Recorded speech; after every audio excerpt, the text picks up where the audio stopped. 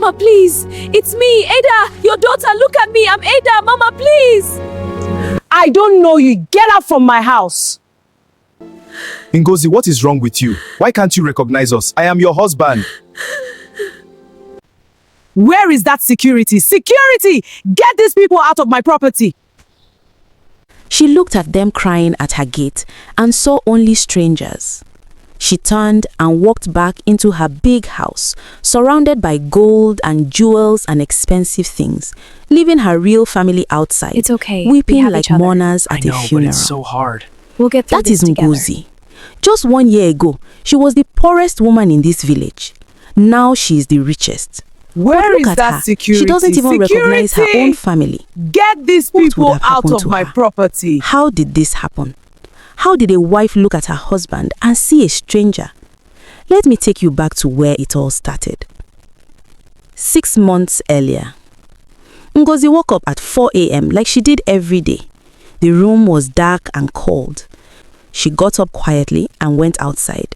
In the small kitchen, she lit a firewood stove and began to arrange her basket. Inside were tomatoes she had bought yesterday with borrowed money. If she didn't sell them today, they would spoil. If they spoiled, she would have nothing to feed her children. This was her life, every single day, struggling, barely surviving. She was a trader at the local market. But unlike other traders who sold their goods quickly, Ngozi's business was always slow. Her tomatoes would sit in the sun all day while customers passed by to buy from other women. By evening, her goods would start going bad. She would have to sell them cheap or throw them away. The money never came. And when it came, it was never enough. At home, things were worse. Emeka had lost his job 2 years ago. Now he just sat at home, defeated and broken. She tried everything. She prayed, she fasted, she worked harder, but nothing changed. Poverty held her tight and refused to let go. One particular night was the worst night of Ngozi's life. She had gone to market that day and had not sold even one tomato, not one. Emeka sat in the corner with his head in his hands, looking like a man who had given up on life. Ngozi went outside and sat under the mango tree. She began to cry, deep, painful sobs that came from her soul. God, I can't do this anymore, she wept. I'm tired, so tired. I will do anything to change this life. She didn't know that something was listening, something that had been waiting for those exact words. That same night, Ngozi couldn't sleep. She tossed and turned on her thin mat. Then, at exactly midnight, she heard something strange. Music. Sweet, beautiful music floating on the night air. It sounded like flutes and bells mixed together. The sound was calling her name. Ngozi, Ngozi, come. She sat up. Her body began moving on its own, as if something was pulling her. She stood and walked out of the house. The whole village was asleep. No one saw her leave. She walked and walked, following the music, until she found herself in a place she had never seen before. There, in the middle of an empty field, was a market. But this was not a normal market. This market glowed with strange golden light. The stalls were made of mist. The traders were shadows wrapped in black cloth. You couldn't see their faces. And the goods, everything was shining and sparkling. Ngozi stood there with her mouth open, too shocked to speak. Welcome, sister, a voice said. A shadow trader stood beside her, tall, covered in black with eyes that glowed red. Where am I? Ngozi asked, her voice shaking. This is the market of shadows, the trader said smoothly. Here, we sell what normal markets cannot. We sell success, we sell beauty, we sell wealth, we sell everything your heart desires. Ngozi's heart began to beat fast. But I don't have money.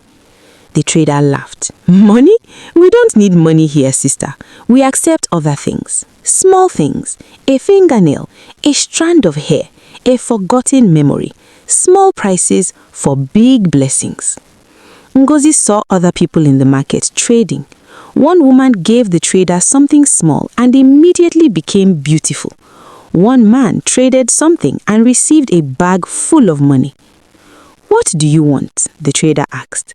Ngozi thought of her hungry children, her broken husband, her failed business. "I want success," she whispered. "I want my business to grow." "Easy," the trader said. "Just give me one fingernail from your left hand." Ngozi looked at her hand. Just one fingernail? That was nothing. It would grow back anyway. "Okay," she said. A small knife appeared in the air. The trader told her to cut the fingernail herself. With shaking hands, Ngozi cut the fingernail. There was a small pain, then it was done. She gave the fingernail to the trader. The trader wrapped it in black cloth and gave her a small pouch that glowed. "Pour this on your goods tomorrow morning. Your life will change." Thank you, Ngozi said. "One more thing," the trader said. "Don't tell anyone about this place. Keep it secret." Ngozi nodded and hurried home. When she got back, everyone was still sleeping. She hid the pouch under her mat and lay down. For the first time in months, she smiled before sleeping. The next morning, Ngozi woke up early as usual. Her heart was beating fast with excitement and fear. Was last night real, or was it just a dream? She took out the pouch. It was real, solid and warm in her hand. She sprinkled the powder on her tomatoes. What happened next shocked her completely. The tomatoes changed. They became bigger, brighter, fresher. They looked perfect, like the best tomatoes anyone had ever seen. The smell was incredible, making her mouth water. "This actually worked," she whispered. She hurried to the market. When she set down her basket, something strange began to happen. People walking past would suddenly stop. They would turn toward her basket like something was pulling them. "Madam, your tomatoes look amazing. How much?" Before Ngozi could answer, more people came, then more. They crowded around her table, fighting to buy. I want 2 kilos. I want 5. Me first. Ngozi's hands moved fast, selling and collecting money. By mid-morning, everything was sold. Everything. She counted the money in her hands and almost fainted. She had made more money in one morning than she normally made in a whole month. She went home with tears of joy running down her face. That evening, she cooked rice with plenty of meat, real meat. The children couldn't believe their eyes when they saw the food. That night, as Ngozi lay in bed with a full stomach, she thought, one fingernail was a small price for this. But days passed. Ngozi's business kept growing. Every day, she used the magic powder. Every day, customers rushed to her table. Every day, she made more money. Within 2 weeks, she bought new clothes, expensive wrappers that made people stare. Within a month, she rented a bigger space in the market. Within 2 months, she was selling not just tomatoes, but many different things, and everything sold fast. People in the village began to talk. Have you seen Ngozi, the one who was so poor last season? She's making money now. How did she do it? God has blessed her. But Ngozi wanted more. She had tasted success, and now she was hungry for it. One night, she heard the music again. This time, she didn't hesitate. She followed it straight to the shadow market. "Ah, Sister Ngozi!" The trader greeted her warmly. "You've returned. What do you want now?" "I want to be the most successful trader in the village," Ngozi said. "That will cost 3 strands of hair from your head," the trader said. Ngozi quickly pulled out 3 strands and gave them to the trader. She received a bigger pouch and went home happy. Her business exploded even more. Money poured in like a flood. She hired workers. She expanded her tables. People began to call her Madam Ngozi. Mmeka got a new job. They moved to a better house. Her children started wearing fine clothes and eating 3 times a day. Ngozi was on top of the world. 1 year passed. Ngozi was now the richest woman in her village. She had a big house, expensive cars, fine clothes, and gold jewelry. Money followed her everywhere. But something terrible had happened. One evening, her daughter Ada came to her. "Mama," Ada said softly. Ngozi looked at her. The face meant nothing. She felt nothing. "Who are you?" Ngozi asked coldly. Ada's eyes filled with tears. "Mama, it's me, Ada, your daughter." "I don't know you. Please leave my house." Ada ran away crying. Emeka came in. "Ngozi, what's happening to you?" he asked, his voice full of pain. Ngozi stared at him. She saw a complete stranger. "Who are you? Why are you in my house?" Emeka's face broke. "I am your husband. We've been married for 15 years. But Ngozi felt nothing.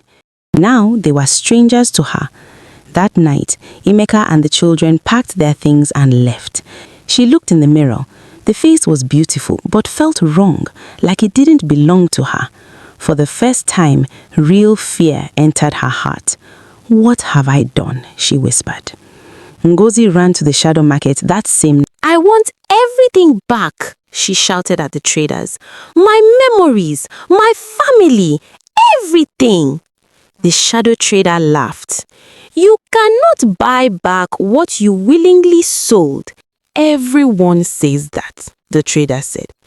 "But you knew. You just chose not to care." Ngozi wept bitterly. "No, no!" Ngozi screamed. "Take everything. Take the money, the house, the cars. Just give me my family back." The shadow traders shook their heads. Too late. The trade is final. But there's only one solution. I will take your wealth and return your memory. Meanwhile, I cannot help you find your family. If you are able to find them, good for you. "Please, take the wealth," Ngozi said. The shadow trader nodded and said, "Now go." Ngozi stumbled out of the market, broken and destroyed. Ngozi had lost everything. The shadow market had taken back everything she gained through evil means. She regained her memory. She searched, and searched for the family, to no avail. Her health was broken. Grief and guilt had made her thin and weak. She went back to the market, back to selling tomatoes the honest way. No magic powder, no shadow market tricks, just hard work and honest trading. Some days she sold well, some days she sold nothing. But every naira she earned was clean. Every naira was hers to keep without fear. My people, please subscribe to my channel, like, comment and share the video. Till we meet again, bye.